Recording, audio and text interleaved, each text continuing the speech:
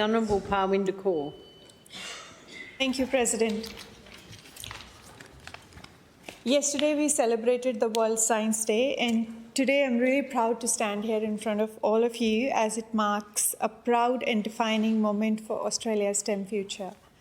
This morning, our federal government has released its official response to the Pathway to STEM Diversity Review, a national framework that sets out that how we can build a truly inclusive, equitable, and a world-leading STEM ecosystem right here in Australia.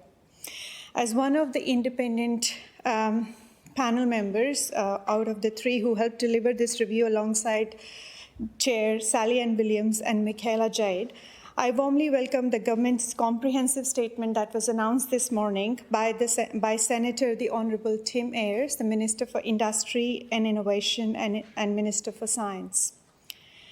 And it's clear recognition that equity is not just optional, but it's very foundational for Australia.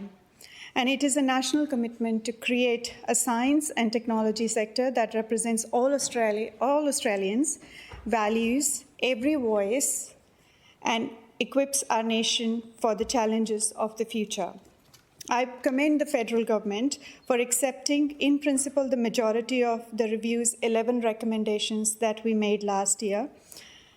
A strong first step and the systemic and cultural reform our nation urgently requires at this moment.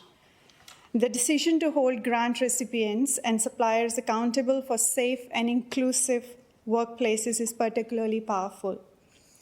Recommendation 5 ensures that public funds only support organizations that commit to eliminating bullying, harassment, and discrimination, setting a new national benchmark for accountability and respect in science. I also warmly welcome the establishment of a new $250,000 Prime Minister's Prize to recognize Aboriginal and Torres Strait Islander knowledge systems and the commitment to elevate Indigenous science within our national priorities. And we just celebrated the Prime Minister Prizes that they were announced last Monday, and I had the privilege to attend. And I'm very, very proud to say the very first inaugural award for this category has been presented to Professor Michael Weir, our own Professor Michael Weir, who is the founder of Tidal Moon, a remarkable Western Australian enterprise that combines Indigenous shellfish and sea cucumber aquaculture, which he runs from Shark Bay, with cutting-edge marine science and environmental restoration.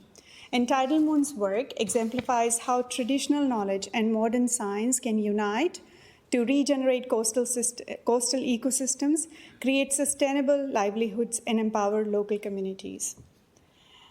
And it's not just the Prime Minister Prizes this year. We also have the same category included in our WA Premier Science Awards, which will be happening next week. And I would like to encourage all of you to read about the four nominations that the four nominees for this category. These milestones celebrate the invaluable role that Aboriginal and Torres Strait Islander knowledge systems plays in advancing science, technology, and environmental stewardship. While this response represents significant progress, our work is not done here, because the most critical missing pieces are coordination and long-term strategy. Without a whole-of-government plan and a dedicated advisory council to oversee progress, programs risk becoming fragmented, limiting their reach and diluting their collective impact. Equity in STEM cannot rely on scattered initiatives or one-off funding rounds. It demands a structural and cultural architecture that endures across governments, institutions, and industries. And we need to move beyond individual programs. We need to have a national communication and outreach strategy that reshapes public perception so that every child in every school, from Broome to Busselton, can see themselves belonging in science, technology, engineering, and mathematics. And this is where I believe Western Australia is leading and has a huge opportunity in front of us.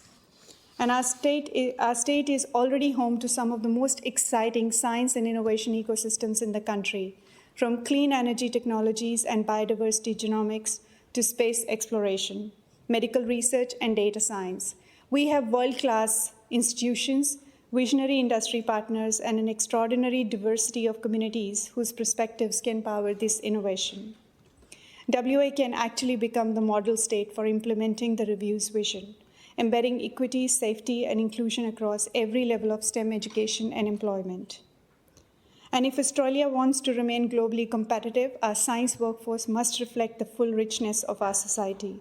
We cannot afford to lose talent to bias, to burnout, and the barriers that should no longer exist. The federal government's response gives us a powerful mandate in here, but our laboratories, classrooms, and boardrooms are places where everyone, regardless of gender, heritage, ability, or postcode, can belong and thrive. I thank the federal government for its leadership, particularly Senator the Honourable Tim Ayers, Minister for Industry and Innovation and Minister for Science, for his vision and commitment to embedding diversity across the national STEM agenda. And I invite all members of this House to work together across sectors and across the aisles to ensure Western Australia becomes the gold standard for diversity, innovation, and excellence in STEM that our nation requires. Thank you.